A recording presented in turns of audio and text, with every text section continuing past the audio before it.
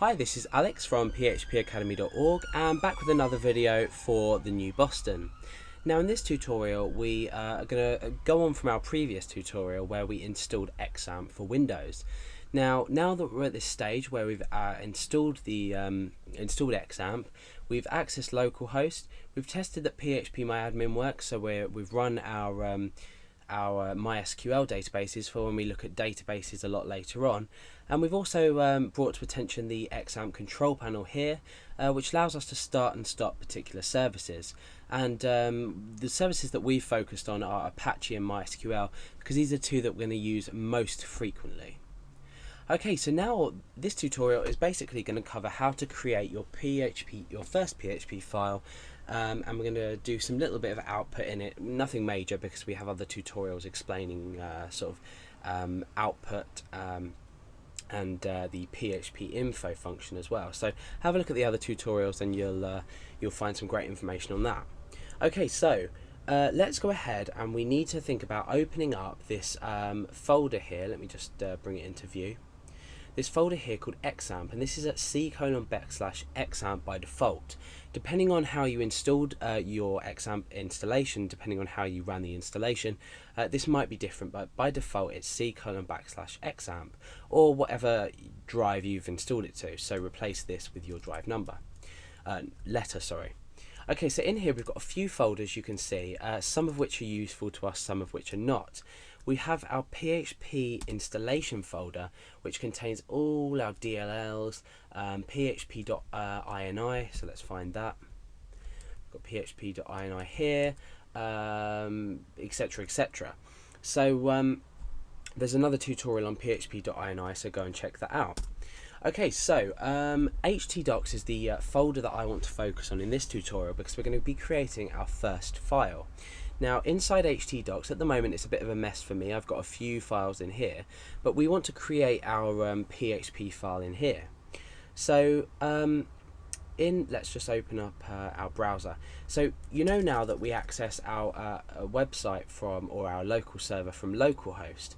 Now we don't need to do localhost/htdocs/ and our file, because htdocs here, in here is where is the root directory, if you like, for where our file should be.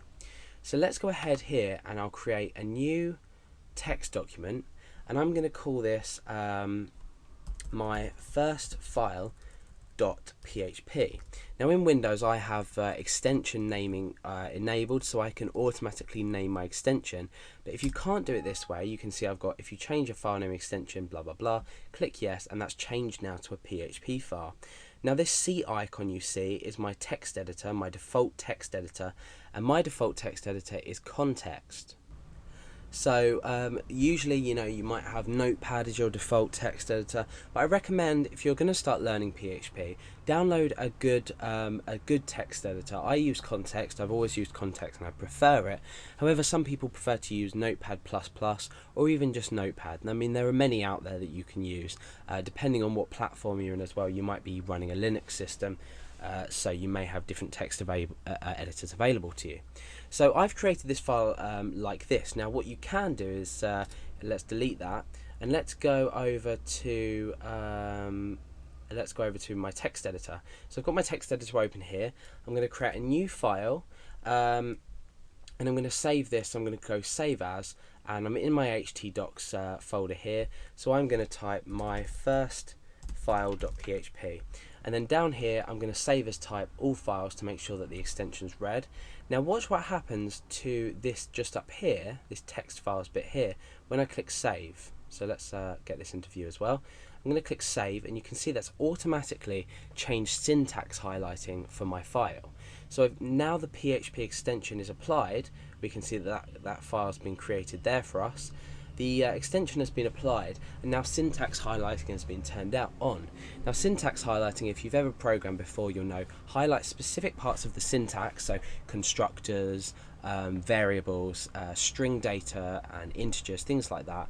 Just everything will be highlighted differently depending on how your text editor handles that, and you can modify that as well from options menus. But we're not here to talk about that, we're here to talk about the first PHP file. Now inside our PHP file, let's just actually go to our browser first and try and access this. So we know this is saved in c:\\examp and htdocs. So let's go ahead to our browser and type in my first file.php. So remember, htdocs is the root folder, so all we need to do is say localhost / my first file.php. We press enter and this file has been loaded in.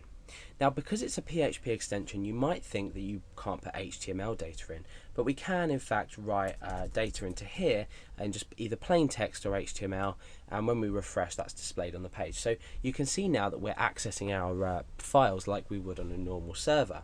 And again, you can create folders, directories in here, and create things as you wish.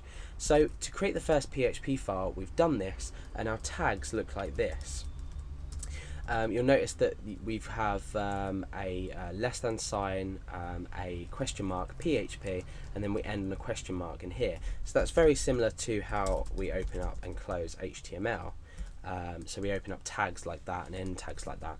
In PHP we do this, but that's not what this tutorial is about. We've created our file, we've accessed it from our web server, and now you can go on to the tutorials where we talk about echoing out data to the user and so on and so forth, and you can start your journey learning PHP.